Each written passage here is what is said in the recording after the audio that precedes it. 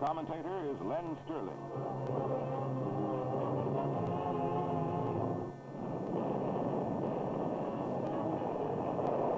Lieutenant General Buckner and Vice Admiral Turner observed the Fifth Fleet's terrific bombardment of Okinawa.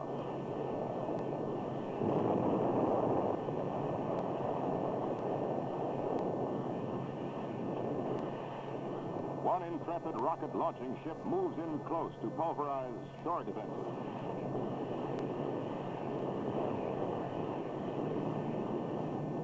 The United States 10th Army and the 3rd Marine Amphibious Corps start for the beach. Expecting another Iwo Jima, the surprised Yanks meet only light resistance as they secure the beachhead. From the very start of the battle for Okinawa, the Japs launched desperate and unceasing air attacks against our fleet. In one afternoon, 111 enemy planes are shot down.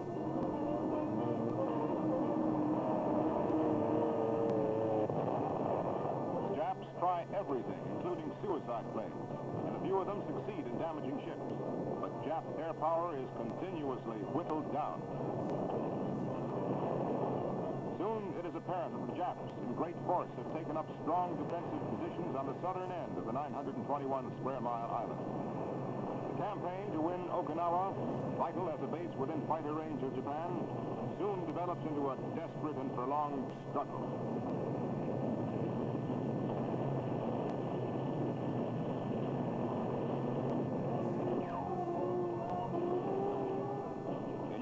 Caves and hidden pillboxes honeycomb the island ridges.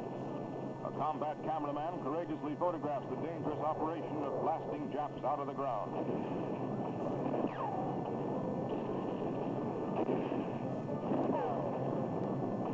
The Yanks cannot advance until every cave is sealed and every pillbox smashed.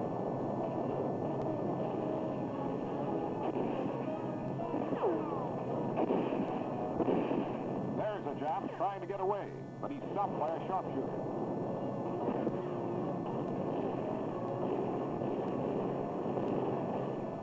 The battle is waged over dangerous terrain, from ridge to ridge, cave to cave. American losses are high, Jap casualties staggering. Japan sees her doom drawing near as the flag is firmly planted on Okinawa.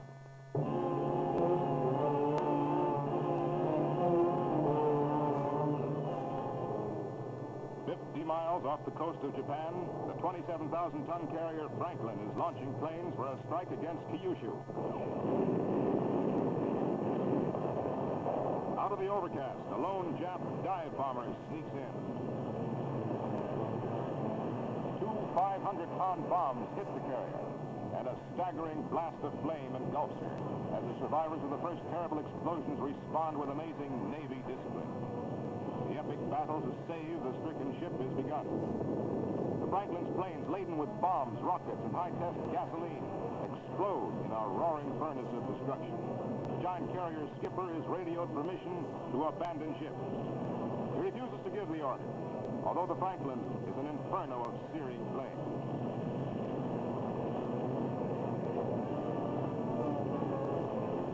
$40,000 gallons of 100-octane gasoline make a white ball of fire in the ominous pall of smoke.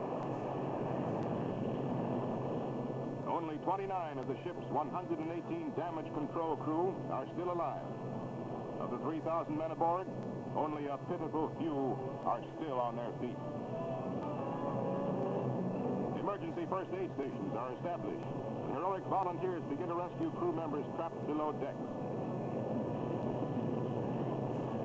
The battle suddenly seems in vain as Jap planes begin pouring in for the kill. They stalk the wounded carrier. Escorting ships of Task Force 58 fight them off. Now, the Navy's magnificent marksmanship and an alert cameraman bring to the screen one of the war's most spectacular scenes.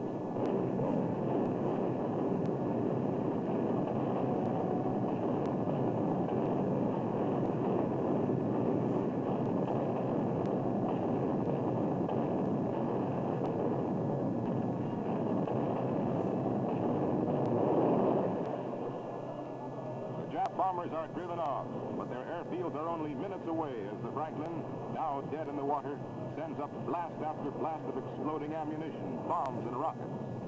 3 hours after the bombing, she is still swept by flames.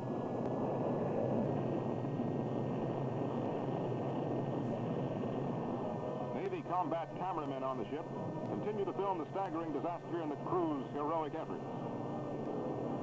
Wounded and burned men are given emergency treatment on decks that are still exposed to explosions.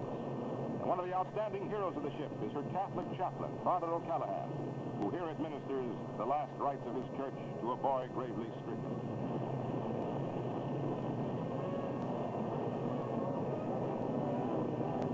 It seems incredible that ship and crew survivors can live. Even her flag is torn. And when the cruiser Santa Fe comes in on the windward side to fight the fires and rescue survivors, there is danger of the Franklin's magazines exploding any minute. If they go, both ships will be torn to pieces.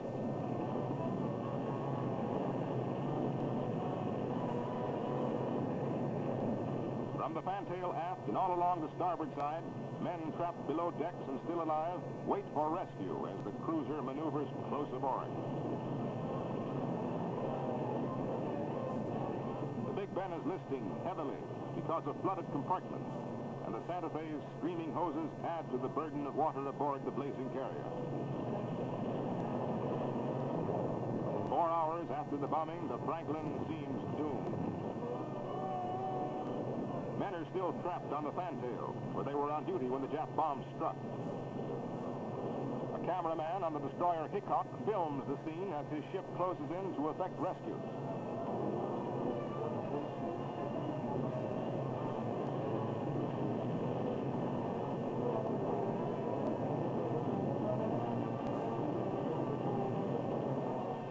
Finally, the rescue ship is close enough aboard for uninjured men to jump her decks.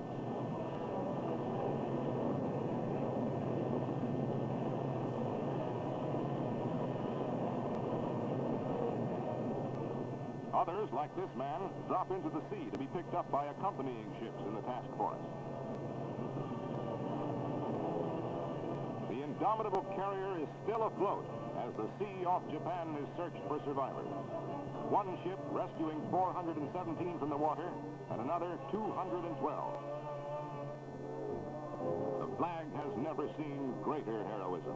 The courage and determination of her officers and men pull the big carrier through an ordeal of terror such as no other ship has ever survived.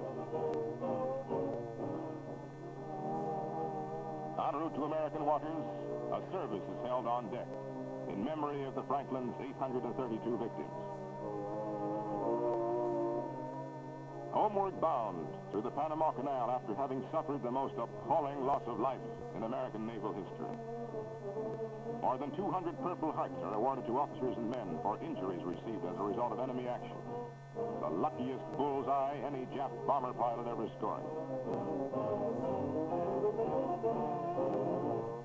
Captain Leslie Garries, commander of the crippled carrier. He brings her into New York Harbor after a voyage of 13,400 miles.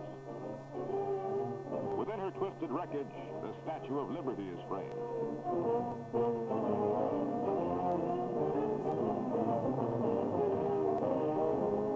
Only wartime security brings her into these waters without a tremendous welcome.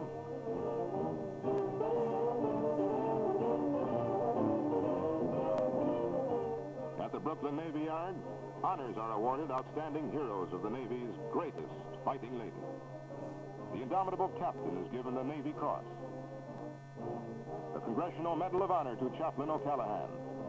Brave leaders of the heroic Franklin.